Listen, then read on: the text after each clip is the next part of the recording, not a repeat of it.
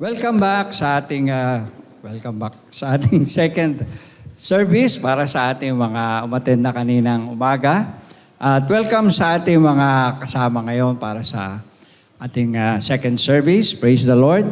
Ganon din, wini-welcome natin ang lahat ng kasama natin nanonood sa ating pong live stream. Welcome at nawa ay pagpalain kayong lahat na ating Panginoong Jesus. Ayan.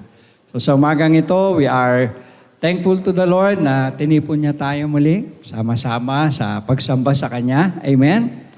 God is good. All the time. God is wonderful.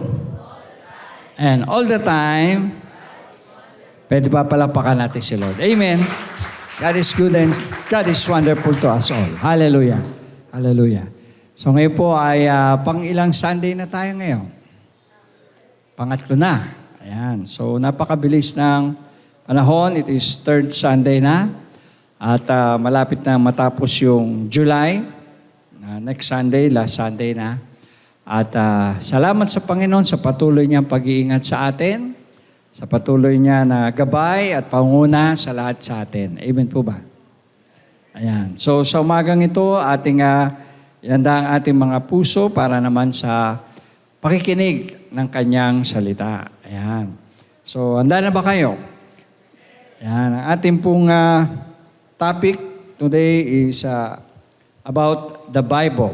No? Tungkol sa kahalagahan o mga 7 mahalagang bagay patungkol sa salita ng Diyos. Ayan. Pwede ba basahin natin sabay-sabay? Mga 7 mahalagang tungkol sa salita ng Diyos. Ayan.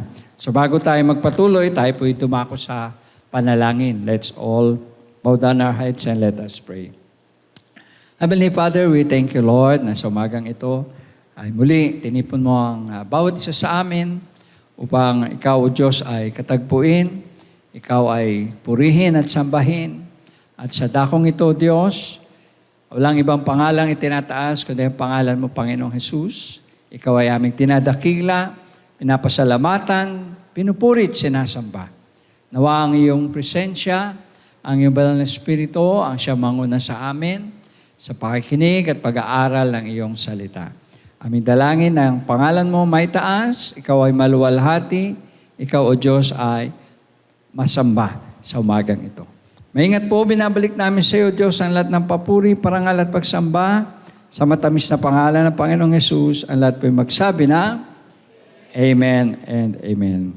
Ayan. So, muli ang ating paksa o topic ngayon is mga 7 mahalagang bagay tungkol sa salita ng Diyos.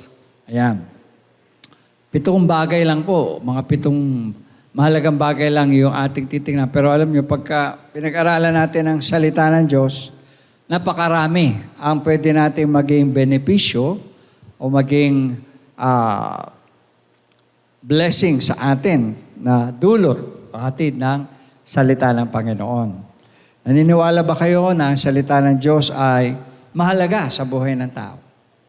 Amen. Lalong-lalo na sa atin bilang mga Kristiyano. Ayan.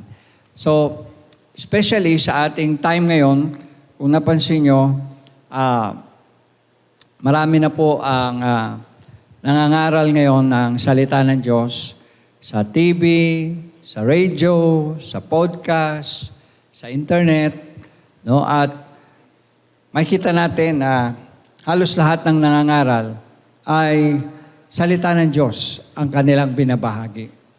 Pero may mga pagkakataon na minsan ang salita ng Diyos po ay natutwist o masasabi natin na minsan ay nagagamit, na-interpret na hindi tama. Andiyan ba kayo? Naniwala ba kayo na ang Bible ay pwedeng matwist o ang salita ng Diyos ay pwedeng matwist? Amen. Oo, magaling po mag-twist ng salita ng Diyos ay walang iba kundi si Satan. No? Sabi ng Bible ay ang kaaway, no, naniniwala siya sa salita ng Diyos at ginagamit din niya yan minsan para i-twist at ibahin ang kahulugan at dayain ang mga tao. But I believe na sa lahat ng anak ng Diyos na mayroong pagkilala, lalo na sa banal na Espiritu, gabay at patnubay ng banal na Espiritu, na siya ang magtuturo sa atin at mag-guide sa atin sa katotohanan. Amen po ba? Hello? Ayan. Lately, mayroong kumakalat sa media ngayon, social media, yung tungkol sa isang senior pastor na ang pangalan ay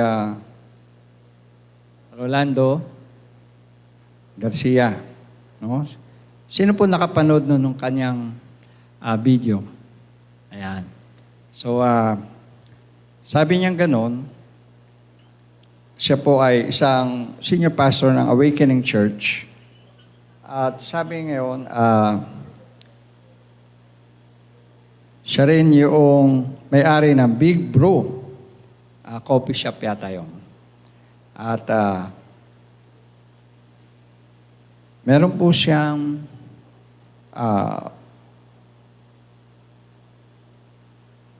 produkto na lemon. At yung lemon na yun na inaano nila, promote, ay pinangalanan niya Lemonyo. Lemonyo. Parang katunog ng demonyo no? So, at tapos yung logo niya ay lemon na may sungay. No? So, sabi nga, kung ikaw ay pastor, tapos yung business mo ay ang logo ay merong sungay, tapos ang pangalan ay Lemonyo, merong something is, wrong, di ba? Pastor ka, tapos ganun yung, Anyway, kumakalat yan sa social media ngayon. Ang problema po doon, o nakita na ng marami, kasi marami na yung nakapanood, ay yung kanyang interpretation sa Bible, medyo kakaiba. No? Medyo controversial, ika nga. Isang video na sinabi niya yung sa Genesis daw, si Eva at Adan, ang naging kasalanan daw, hindi yung pagkain ng prutas. At in-explain niya na maaaring hindi nga raw prutas yung kinain at baka walang tree of knowledge and good and evil. So sa madalit salita, ay may mga opinion siya na binanggit na para sa mga nag-aral talaga ng Biblia at may alam sa Biblia, malabas na medyo kakaiba at lihis yung kanyang interpretasyon. So sa panahon natin, talaga pong marami na lumalabas na mga, anong tawag natin sa ganon? Mula ang tagapagturo o kaya ay false teachers, no? At yun nga, nagtuturo rin, narinig ko dun sa isang video niya na nagturo rin siya na ang Diyos ng Old Testament, no? Na si Yahweh ay, sabi niya, masama, evil daw, si Yahweh. At sabi niya, yun daw sa John 10:10, na sinabi ni Jesus, the thief cometh to kill, to steal, and to destroy. Si Yahweh daw yun. So sabi nga, kaya nagkakaroon ng tawag yan, maraming reaction sa video niya sa social media kasi nga yung mga ganong aral at turo. Anyway, nasa huling na po tayo, last days na tayo, di ba? At isa sa mga signs of the last days, sabi ng Bible, ay marami ang lilitaw na mga, anong tawag, false teachers or false prophets. Sa case niya, false teacher kasi pastor siya. Marami po ang pastor talaga na kahit sa huling panahon ay nag-iiba ang turo at aral. So, hindi tayo dapat magulat, hindi tayo dapat magtaka kasi sinabi na yan ni Jesus sa Bible na sa huling panahon talaga maraming lilitaw. Alam niyo ba na yung mga leader ng mga relihiyon na kulto o yung ibang false religion, eh yung iba ay galing din sa pagpapastor. Alam niyo ba na si Manalo, ang founder ng Iglesia ni Cristo, ay dating nagpastor? Dumaan po siya sa pagpapastor bago siya nagtayo ng sarili niyang relihiyon na Iglesia ni Cristo. At usually yung iba, may mga background din sa Bible. Kaya lang yun nga, pagka po medyo hindi bumalanse yung aral at turo at pag-interpret ng Bible, nagiging extreme. Ayan, yun po yung tinatawag na medyo lumalampas na sa katotohanan at nagiging controversial hanggang sa yun na nga, bandang huli, iba na yung turo. Kaya ngayong umaga, ang aking topic is about mga 7 mahalagang bagay tungkol sa salita ng Diyos. Kasi, unang-una, tayo ay nakabase lamang sa salita ng Diyos bilang mananampalataya. Amen? Kinikilala natin na ang Biblia ang pundasyon ng ating pananampalataya. So, dun sa preaching, naalala ko, pinakinggan ko, bukod sa nakasulat sa Bible, mayroong ibang interpretasyon. Mayroong ibang paliwanag. Alam niyo, ang tao, pagka nag-isip ng ibang interpretasyon, bukod sa nakasulat sa Bible, yun po ang delikado na. Yun po ang danger kapag halimbawa, binigay niya example, no, yung pagbubuntis daw ni Eva, yun daw yung parusa ng Diyos doon sa kasalanan nila. At actually daw, ang kasalanan ay yung hindi pagkain ng prutas na pagkakaalam ng mabuti at masama, kundi ang kasalanan daw ay yung nag-sex daw si Eva at Adan. Wala naman sinabi sa Bible na nag-sex sila, di ba? Andiyan ba kayo? Hello? Pag binasa yung Genesis, wala pong literal na mababasa kayo na nag-sex sila. Though, sila'y mag-asawa. At sa mag-asawa, maliwanag po tinuturo na ang sex ay hindi masama. Amen ba? Actually, ang sex ay allowed lang at kinikilala lang na mabuti kapag ito ay sa mag-asawa. Amen po ba? Ngayon, yun yung paliwanag niya. Pinapakinggan ko, sabi ko. Paano magiging kasalanan yun? Sinusunod lang ni Eva at Adan yung utos ng Diyos. Alam niya yung utos ng Diyos sa kanila? Humayo kayo at magpakarami. Dadalawa lang sila nung panahon na yun. So sabi ng Diyos, magparami sila. So paano sila dadami? Hindi sila magsisex, di ba? So sumusunod si Eva at Adan. And how come na ang parusa pagbubuntis? So napakalayo nung mga paliwanag. Kaya sabi ko, wow, ibang klase na yung turo ng taong ito. Anyway, later on siguro makikita nyo, mababasa nyo, mapapakinggan nyo. But again, it's a red flag yan. Red alert yan. So balikan natin. Bakit ba mahalaga ang tayo'y nagbabasa ng Bible, umuunawa ng Bible, at pinag-aaralan natin ang Bible? Sabi po, ang Biblia po o ang Bible ang pinakamatandang aklat na naririto sa mundo. 16 na siglo ang dumaan sa pagkasulat nito at ang unang manunulat ay namatay 1,450 taon bago pa ipinanganak ang huling sumulat nito. So ang Biblia po ay palaging sinasalin sa iba't ibang wika at ito'y naisalin na ng buo o ng bahagi lamang sa mahigit na 1,000 wika. So, ang Bible po ay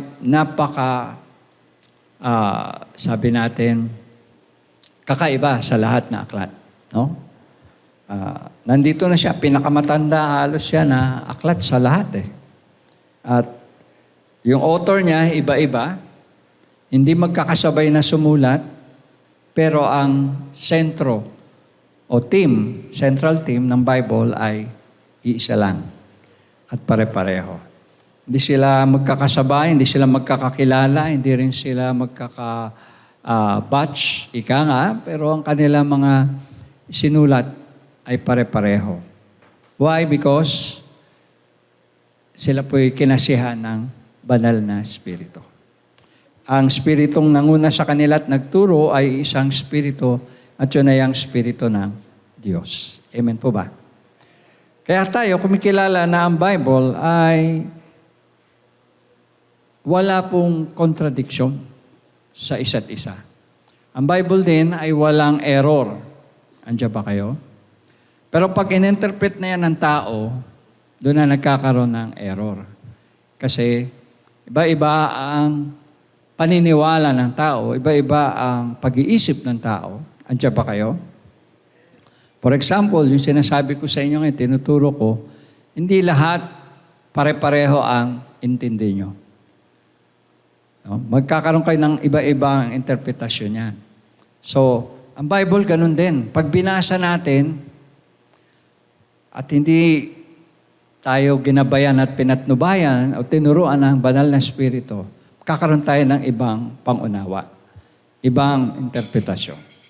Kaya mahalaga, kinikilala natin lagi ang guidance ng Holy Spirit, ang leading ng Holy Spirit. When we read the Bible, when we understand the Bible, hindi lang sa sarili nating isip, kundi sa patnubay at gabay ng banal na Espiritu. Amen po ba? So kinikilala niyo ba Holy Spirit sa inyong buhay? Amen. Sabi ng Bible, He is the great teacher.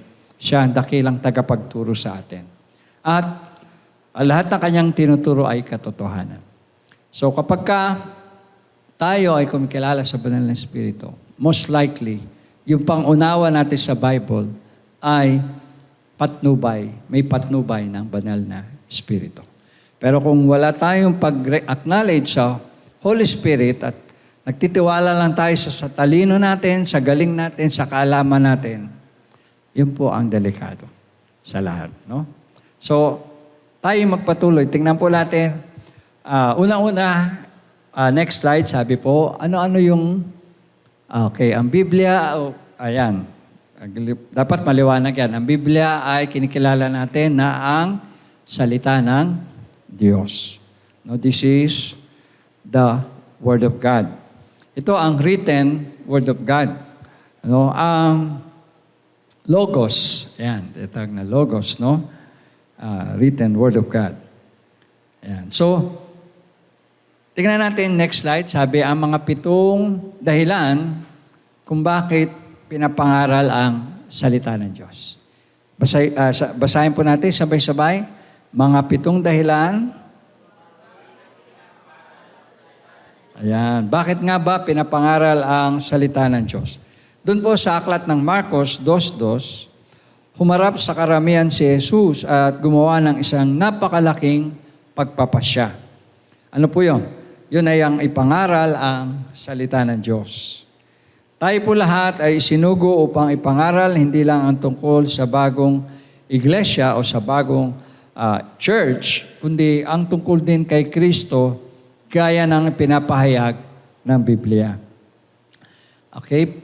Pinagpipilitan po natin na ipangaral ang Biblia sapagkat nananatili ito habang panahon hanggang sa walang hanggan. No? Di ba, sinabi ng Panginoon sa atin, ibahagi natin ang mabuting balita. Sa Isaiah 40 verse 8, sabi po, ang damo ay natutuyo, ang bulaklak ay nalalanta, ngunit ang salita ng ating Diyos ay namamalagi magpakailanman. Lahat ay mawawala, ang mananatili lang ay ang salita ng Diyos. Amen ba kayo ron? Kaya tanda po natin, mahalaga na ating ipangaral, ibahagi ang salita ng Diyos. So unang dahilan, tignan natin, bakit kailangan nating ipangaral ang salita ng Diyos? Sabi pong ganon, ang pagkilala sa kasalanan ay nangyayari sa pagkarinig ng pangangaral ng salita ng Diyos. To sa Gawa 2:14 hanggang 37, nangaral po ron si Pedro, no, ng salita ng Diyos. At sa mensahe po ni Pedro, yan po yung sa unang Pentecostes, siyam mula sa 23 talata ng kanyang sermon ang kinuha sa lumang tipan. So may kita natin na nung nangaral si Pedro po, ginamit niya ang mensahe, ang salita ng Diyos, ang mga tao po ay nakakilala ng kasalanan. No? The first thing that they have learned is that they are all sinners in the sight of God. Lahat ng tao ay makasalanan. At dahil doon, sa pakikinig ng salita ng Diyos, nakita nila yung tunay na kalagayan ng bawat isa. At ganoon din naman sa atin, di po ba? Pag tayo nakarinig ng pangangaral ng salita ng Diyos, lalo pa na magtuturo tungkol sa pagsisisi ng kasalanan, ay kumikilos yung banal na Espiritu sa atin. At ginagamit niya ang kanyang salita para tayo ay makonvict. Sabihin nga natin, makonvict. Makonvict sa ating mga kasalanan. So, kailangan natin ipangaral ang salita ng Diyos sapagkat yung pong pagkilala sa kasalanan ay nangyayari lang kapag merong pangangaral ng salita ng Diyos. So number 1 yan, mahalaga, para makilala ang kasalanan. Kailangan ipangaral ang salita ng Diyos. Pangalawa, ang sabi po, ang pananampalataya ay bunga ng pakikinig ng salita ng Diyos. Sa Romans 10, verse 17, di ba? Sabi, kaya nga ang paniniwala ay nanggagaling sa pakikinig at ang pakikinig ay sa pamamagitan ng salita ng Diyos. Paniniwala sa ang word na ginamit, pero sa ibang translation, pananampalataya. No? Faith cometh by hearing, and hearing by the word of God. So mahalaga yung pinapangaral natin yung salita ng Diyos. Through the preaching of the word of God, nade-develop ang faith. Magkakaroon ng faith ang tao sa Diyos. Kung walang mga ngaral, wala pong sasampalataya sa Diyos. Andiyan ba kayo? Hello? Kaya yung pangangaral, mahalaga. Kaya pinapangaral natin yan para sa ganun, yung mga tao ay magkaroon din ng pananampalataya sa Panginoon. Number 3, na dahilan bakit pinapangaral ang salita ng Diyos, sabi po, ang paglilinis ay nagmumula sa salita ng Diyos.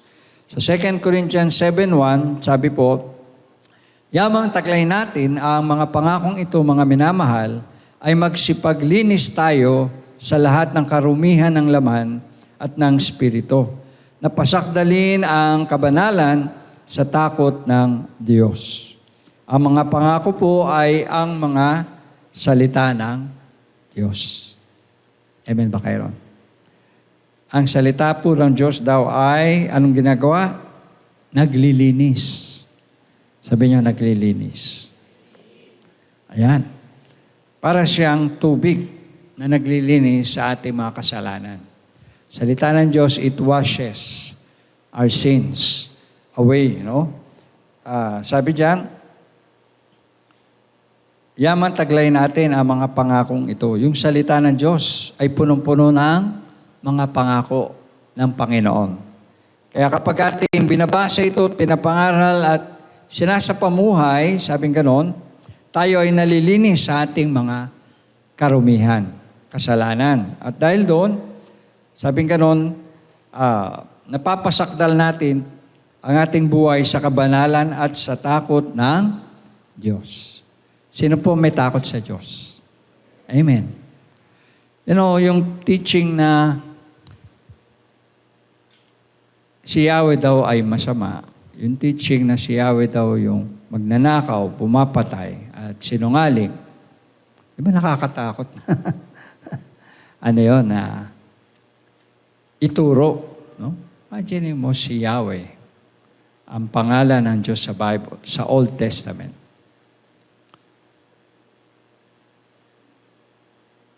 Ang magandang nakikita ko lang dito mga kapatid ay yung pong naglalabasan ngayon yung mga theologian, yung mga, alam mo, mga nag-aral talaga ng theology, na nagde-defend ng faith natin, na kumikilala na ang Diyos ng lumang tipan ay siyang Ama na ating Panginoong Jesus. Kasi ang tawag to, pinalalabas po ay yun daw, God ng Old Testament ay iba daw sa Ama ni Jesus sa New Testament. Parang pinalalabas na ang God of si Yahweh sa Old Testament is a God of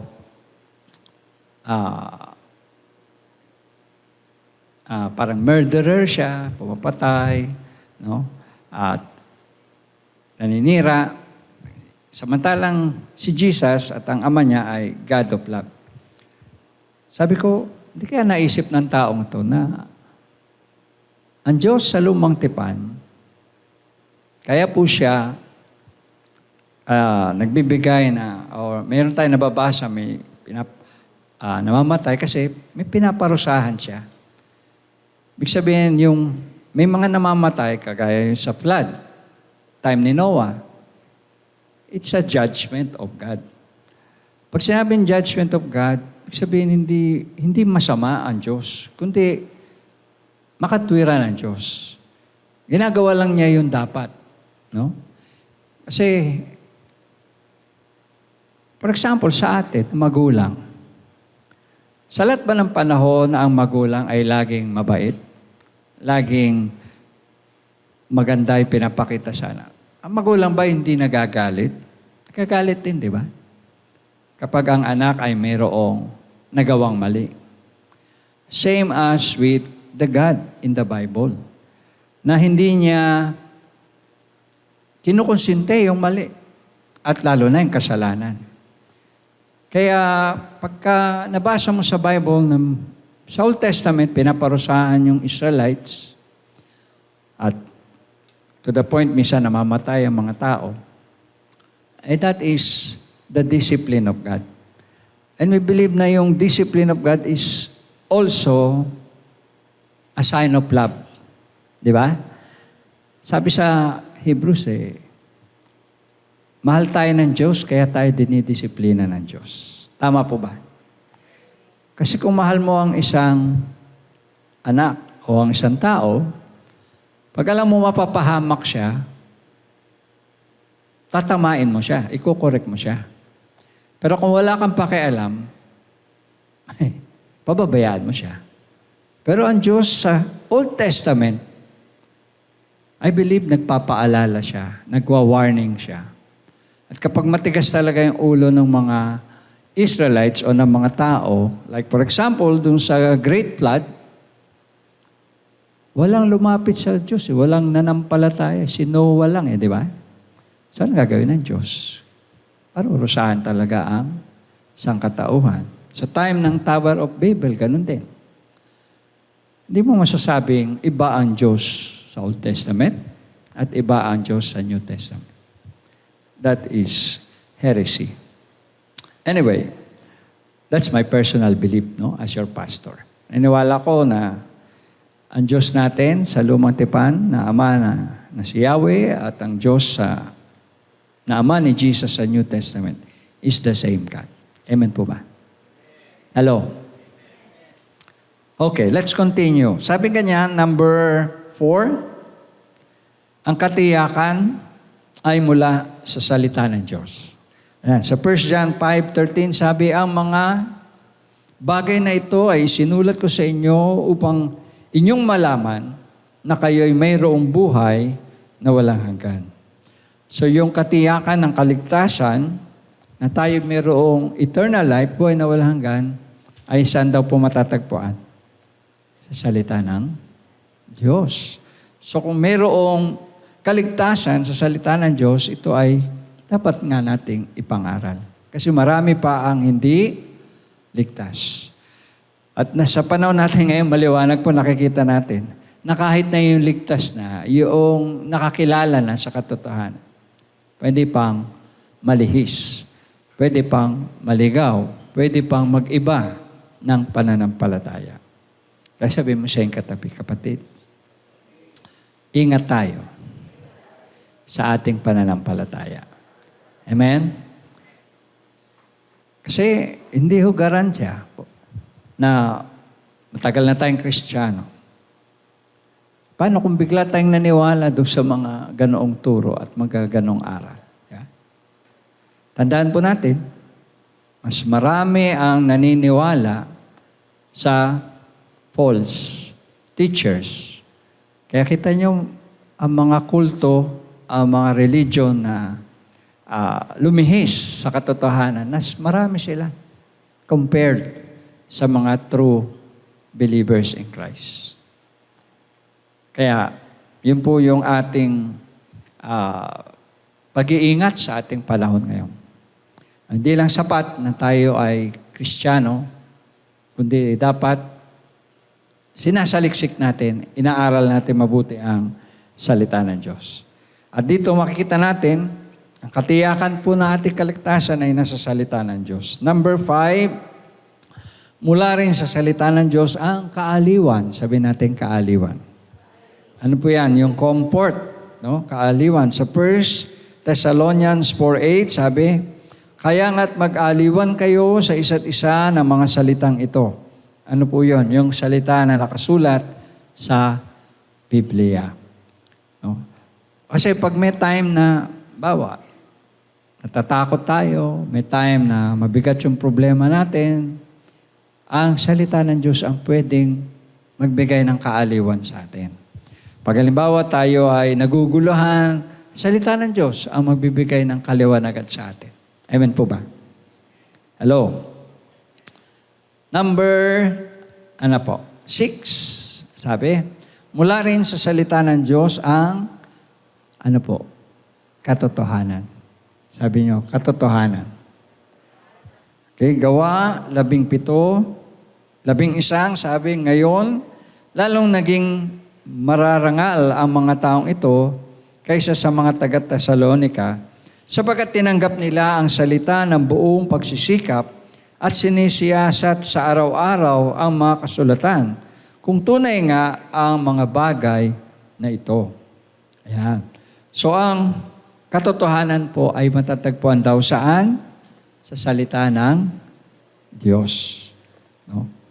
Kaya yung mga Christian sa Thessalonica, sabi diyan, tinanggap nila yung salita ng Diyos ng buong pagsisikap at di lang, kundi sinisiyasat pa rin nila ito araw-araw.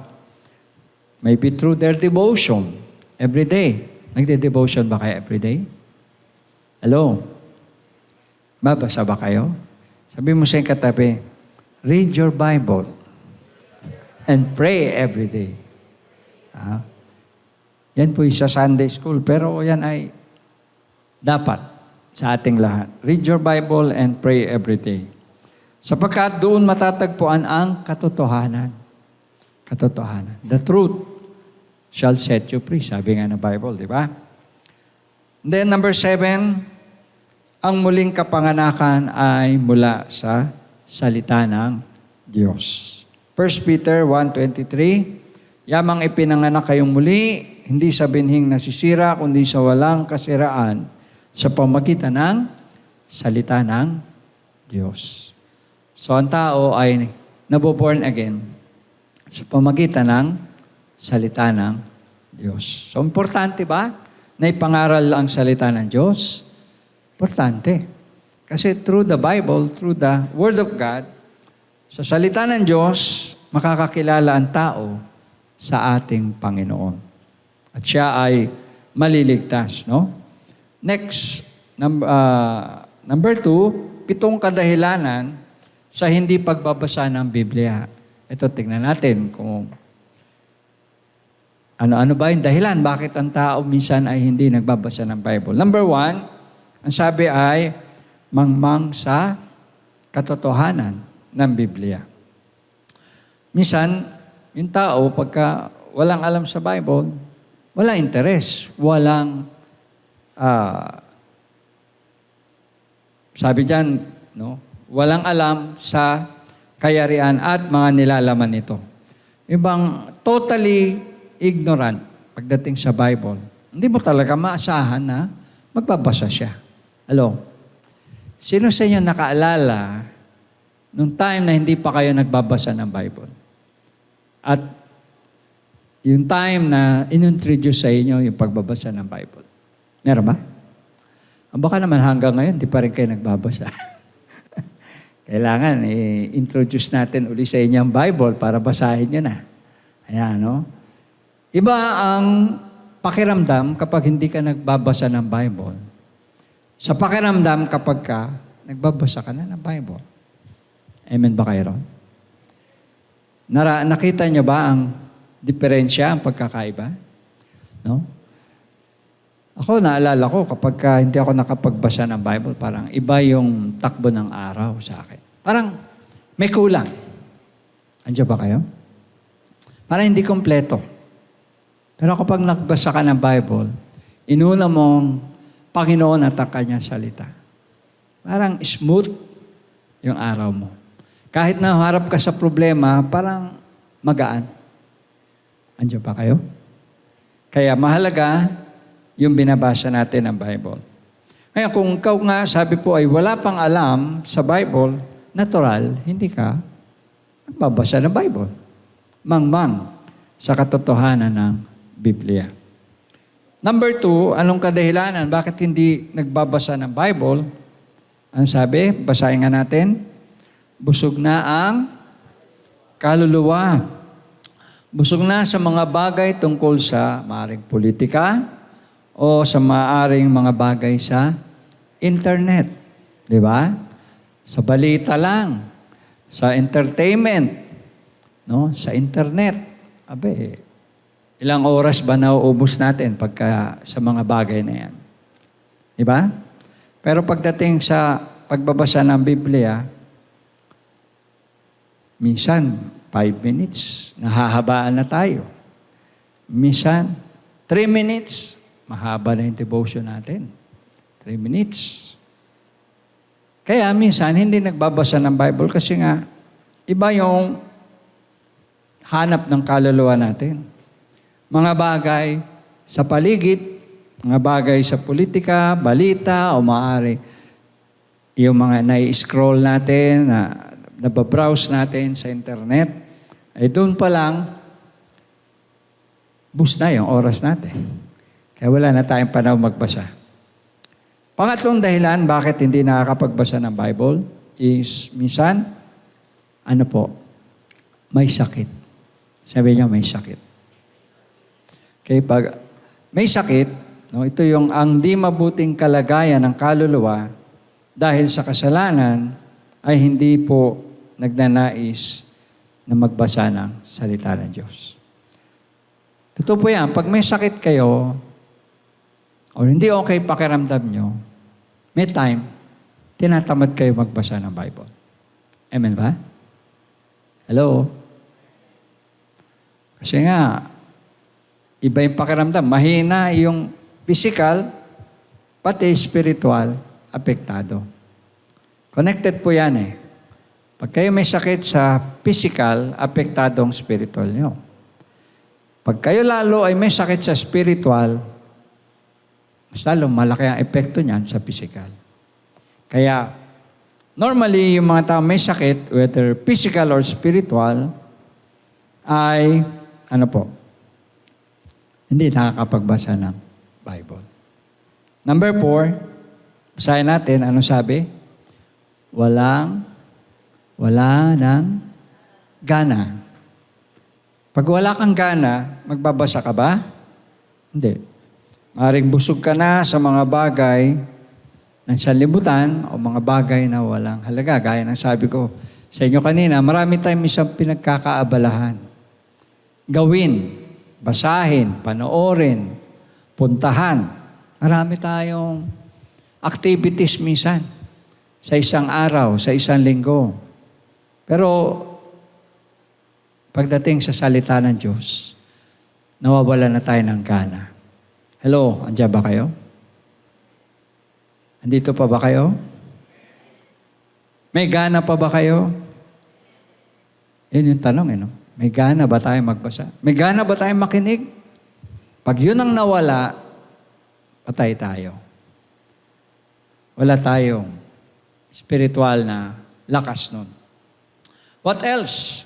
Number 5, di makaakit sa ilan ang Biblia kasi mas binibigyan pansin nila ang minsan negosyo at edukasyon. Negosyo, trabaho, ano pa? Edukasyon. Diba? Mas concentrated pa sa mga bagay na ito. Kaya pag yung full attention mo nandoon, businessman ka, o kaya nag-work ka, pag hindi mo ma-balance ang iyong time, wala ka ng time sa Word of God. Wala ka ng time sa salita ng Diyos. Kung estudyante ka, edukasyon naman ang iyong pinagkakaabalahan. Pero alam mo, magandang payo sa lahat ng estudyante. Bago kayo papasok sa school, magde-devotion kayo. Bago kayo papasok sa trabaho, sa mga nag-work, magpe-pray muna kayo, magde-devotion muna kayo. Yun yung ating pagkaing spiritual. Yun yung ating kalakasan sa buong maghapon, at sa buong isang linggo, at sa buong isang buwan. Amen po ba? Hello? Andiyan pa kayo? Amen. Next, sabing ganon. Yung iba, hindi nagbabasa ng Bible, number 6, kasi sabi masyadong matamis ang Biblia. Doon sa Revelations 10:8-10, sinasabi po, ang Biblia ay kasing tamis ng pulot sa bibig. Niisip ng iba na ang Biblia ay para lamang sa mga may sakit, para lang sa mga tatanda, at ang iba naman para sa mga naghihingalo. Na ito'y masyadong sentimental at hindi bagay para sa mga praktikal at sa mga malalakas na tao. Yan. Huwag po nating isipin na para lang sa mga may sakit ang Bible. Na para lang sa mga mamamatay na yung Bible. Though, sabi ng iba, tsaka na ako tatanggap sa Panginoon. Tsaka na ako babasa ng Bible pag malapit na ako mamatay. Abay, pagka ganun po yung desisyon nyo sa buhay, ay baka mamatay na kayo, hindi nyo pa nagawa yung pangako nyo na magbasa ng Bible at tanggapin ng Panginoon. No? Kumbaga, intentionally, ginagawa nyo na yun, pinaplano nyo na. Hindi po natin pwedeng dayain ng Diyos. Hindi po natin pwedeng lokohin ng Diyos. Amen? Hello? God knows our heart. God knows our motive. So kung babasa tayo ng Bible, kailangan pure din ang ating motive sa puso. Number 8, or number 7 rather, kanina matamis, ito naman masyado minsan mapait. Sabi niyo mapait. Doon pa rin sa Revelations 8-10, 10:8-10, sabi ito ay naging mapait sa kanyang sikmura nang makain niya. Masyadong marahas para sa mga tao ang katotohanan ng paghatol at kasalanan. Kung kaya't natatakot ang ilang bumasa sa Biblia. So pwedeng matamis, pwedeng mapait. Depende sa kalagayan ng tao. Kapag ka po daw ang tao ay lubog sa kasalanan o kaya ay talagang nandun siya sa paghatol ng kasalanan, ang kanyang pakiramdam ay natatakot magbasa ng Bible. Kasi mayroong guilty feelings. Tatakot siya na baka mabasa niya kung ano ang consequence ng kanyang kasalanan. Pero malinaw naman ang Bible, for the wages of sin is death. No? Ang kabayaran ng kasalanan ay kamatayan. Yung iba, ayaw magbasa kasi natatakot. Kaya sabing ganon, sambitin natin tulad ng sinabi ni Jeremiah sa chapter 15 verse 16 na yung mga salita ay nangasumpungan at aking kinain at ang iyong mga salita sa ganang akin ay katuwaan at kagalakan sa aking puso. So, si Jeremiah, iba yung testimony niya. Yung kanyang pagbabasa ng Bible, pagkain ng salita ng Diyos, ay katuwaan daw po at kagalakan sa kanyang puso. So, every time we read the Bible, it brings us joy. Sabi niyo, joy. Nagagalak yung puso natin. No, lalo na, nakikilala natin ang gusto ng Panginoon, nalalapit ang buhay natin sa Diyos. Next, pangatlo, pitong dapat tandaan sa pagbabasa ng Biblia. Ano po yan? Number 1, pag tayo nagbasa ng Bible, basahin daw po natin ito ng may pagmamahal. Sabi niyo, pagmamahal. Okay, ang Biblia, ang salita ng ating Panginoon at tagapagligtas. Sa Psalms 119, verse 11, anong sabi po ron? Psalms 119, verse 11. Basahin ko lang po saglit. Sabi, I have stored up your word in my heart that I may not sin against thee. O sa ibang translation, I have hidden thy word in my heart that I may not sin against thee. So, yun daw pong pagbabasa natin, kinakailangan may halong pagmamahal sa Diyos at sa Kanyang salita. Kasi, ang salita ng Diyos ang maglalayo sa atin sa masama, sa kasalanan. Amen po ba? Next, sabi, basahin natin ito ng may ano po? Paggalang. Sabi niyo, paggalang. Ayan. May paggalang ang pagbabasa ng salita ng Diyos. Bakit? Ang Biblia po na salita ng Diyos ay ang salita ng Diyos, sabi ganyan, na makapangyarihan ating Panginoon na tagapagligtas. So basahin natin to na may paggalang. With reverence, ika nga. No? Na merong takot sa Diyos. Banal na takot sa Diyos. Hindi natin siya itatrato na ordinaryo lang. Because siya ay holy. Kaya nga, di ba, ang tawag dyan ay Holy Bible.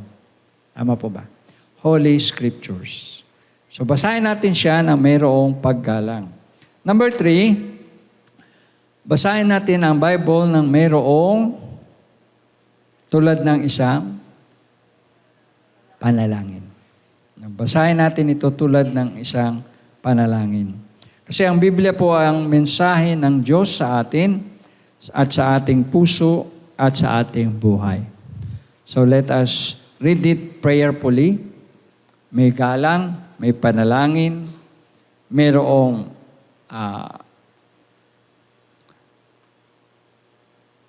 pagtingin at pananampalataya sa ating Panginoon. Next, sabi, basahin natin ito ng may pagbubulay-bulay. Yan. Meditation, no? Tularan natin po si Isaac ng matandang panahon na nagbubulay-bulay sa salita ng Diyos. So, yung meditation. Yan. Paano ba tayo mag-meditate? Sino po ang nagme-meditate kapag nagde-devotion? Ano ba? Bulay-bulay. Ibig sabihin po, binabalik-balikan mo yung salita ng Diyos, pwede mong ulit-ulitin hanggang sa maunawaan mo ng gusto. Yung sinasabi. Kasi hindi naman po kaagad matik yan na pag binasa nyo ng isang beses, alam nyo na agad ang ibig sabihin. Amen? Sometimes, kailangan i-meditate nyo. Kailangan nyo balik-balikan. Bulay-bulayin, no? Alala ko yung illustration ng yung pagkain po ng camel. Alam niyo kung paano kumain ng camel?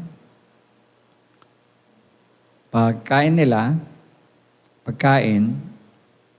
tagal nilang ginunguya yung pagkain. Tapos lulunukin. Tapos ibabalik ulit. Tapos ngunguyain uli. Ewan ko sa atin, hindi natin pwedeng gawin yan. Pag nilunok natin, wala na eh. Diretso na sa tiyan natin yun. Pero ang camel, chinuchu niya yung pinungya niya matagal. Then, bababa, hindi naakyat uli, babalik. So talagang durog na durog ang pagkain. Talagang, anong tawag yun? Yung kumbaga lahat ng, ano talaga siya? Yun. Lahat ng sustansya nakuha na niya. Dahil talagang nadurog. Misa nga tayo, di ba, pagkakain tayo, konting nguya lang, lunok agad. Kaya minsan, hindi na yung pagkain sa atin. Hindi na di-distribute ng gusto yung mga vitamins. Ano? Pero, yun po, inihalin tulad sa isang kamelyo, yung pagkain na kung paano minimeditate ang Word of God. Next, anong sabi? Basahin natin ito ng may kaayusan. Kaayusan, no? Basahin ang kabuuan ng Biblia, hindi lamang ang mga piling bahagi. Minsan namimili kasi tayo ng babasahin. Pag nakita natin mukhang may blessing dun sa verse na yun, gustong-gusto natin basahin. Pero pagka mayroong reminder, mayroong warning, o kaya minsan mayroong consequence, ay huwag tayo dyan. Doon tayo sa Parang yung iba gusto ng Kristiyano, puro lang love ng Panginoon.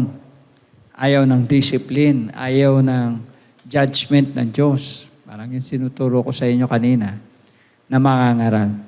Gusto nila yung Diyos daw ni Jesus. God of love lang.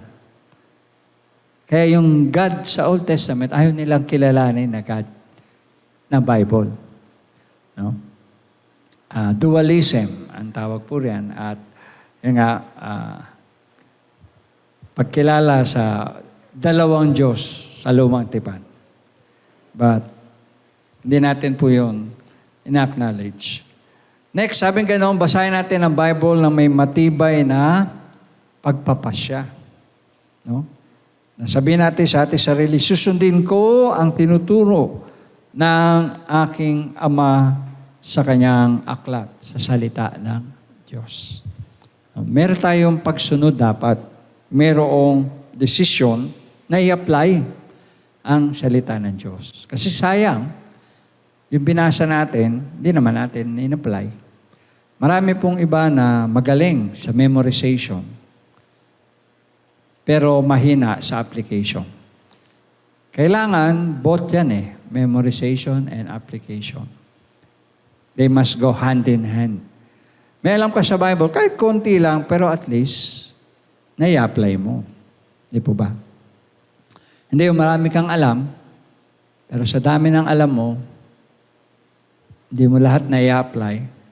O marami kang alam, dahil sa marami kang alam, magaling ka na sa tingin mo. At yun ang delikado. Pagka inisip mo magaling ka na. Ramihan po ng mga false teachers ay magagaling. Andiyan ba kayo? Hindi magiging false ang isang teacher kundi siya magaling. Una-unawa, magaling mag-isip. Magaling sa imahinasyon. Magaling mag-imbento. Kasi hindi magkakaroon ng false interpretation kung wala yung galing sa mga yon. Andiyan ba kayo? Kaya sabi ko, maliwanag sa Genesis, sinabi ng Diyos, huwag niyong kakainin ang bunga ng puno na nasa kalagitnaan. Yung puno ng pagkilala ng mabuti at masama. Ba in-interpret, wala daw puno sa... Baka hindi raw hindi raw puno yun. Wala raw pagkain ng prutas. Meron daw sex. Wala naman nakasulat na nag-sex sa Genesis. Amen po ba? Yun yung example ng maling interpretasyon. Kulang sa hermeneutics. Kulang sa homiletics. Andiyan ba kayo? By the way, Yung po mga binabanggit ko, homiletics, hermeneutics, ito po yung mga subject na mga nag-aaral ng Bible School. Kaya natutuwa ako kasi nakakabasa ako ng comment. Naglilitawan ngayon yung mga nag-aral ng theology. Yung mga talagang may alam sa Bible. Sabi ko nga, kung sa ordinaryong Kristiyano lang, hindi papansinin yun eh. Hindi naman ganun ka-important. Pero kapag ka talagang malalim ang pundasyon mo, mababothered ka sa mga ganyang katuruan. Because it can lead people into wrong direction. Amen po ba? Hello? Okay, pang ilan na tayo? Pang anong number na po tayo? Number 6? Number 7 na. Tapos na yung number 6. Number 7 natin, basahin ito araw-araw. Sabi niyo, araw-araw. Okay, hindi lamang kung linggo, kundi bumasa ng isang bahagi bawat araw ng ating buhay.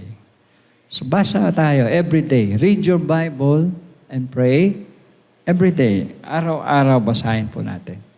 Huwag lang pag nandito tayo sa church, tsaka tayo makikinig ng Bible, ng Word of God, kasi every day, mahalaga po ang salita ng Diyos. Amen po ba? So sa ating pangwakas, conclusion, ang Biblia po ang gawin natin na palagi ang gabay at kasama natin sa buhay. No?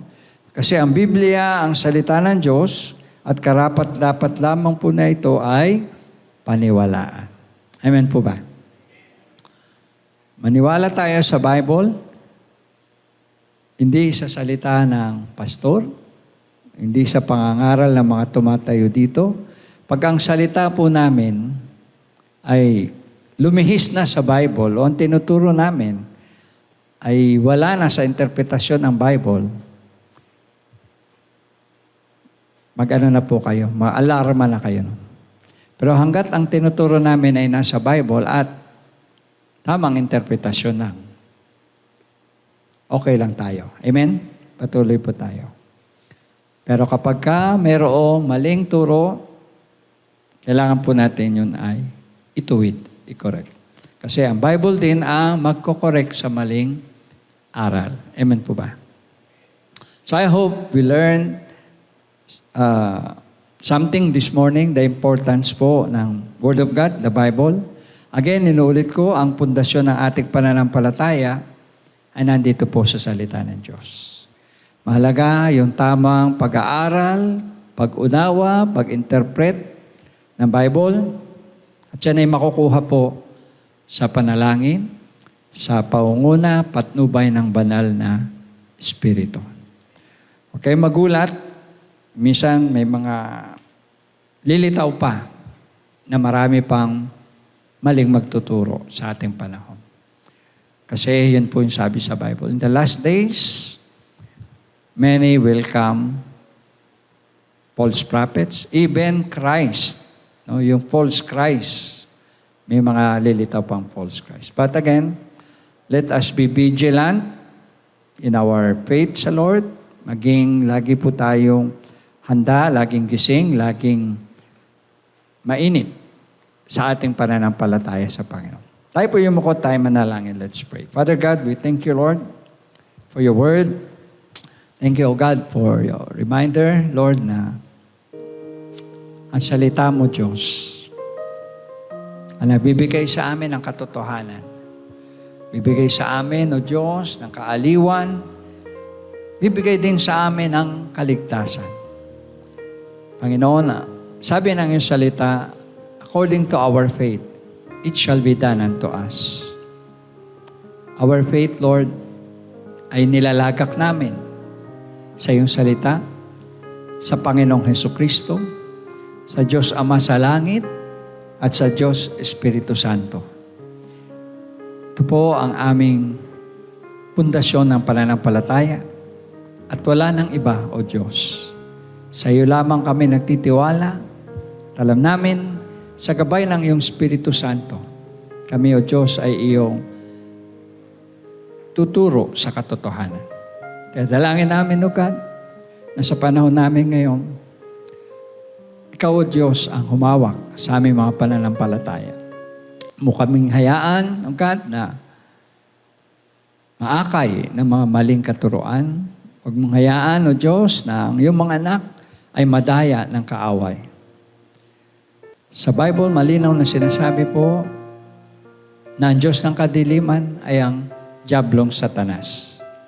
Hindi po si Yahweh. Kaya we confess that we believe in the God of the Old Testament, the Father of our Lord Jesus Christ, and the Holy Spirit. Kaya po, sa iyo po aming patuloy na tinatalaga ang aming buhay at ang aming pagsunod. Pagpalain mo ang iyong salita sa puso ng bawat isa, O God, at dalangin namin. Patuloy mo kaming ingatan mula sa mga maling katuruan, maling aral, Panginoon. At ikaw ang siyang maitaas, mapapurihan, sa pangalan ng Panginoong Jesucristo. Ito po aming dalangin, ang lahat ay magsabi na, Amen and Amen. Palakpakan po natin ang Panginoon. Amen. Purihin ang Diyos. Sa Kanya po ang papuri ngayon at kailanman.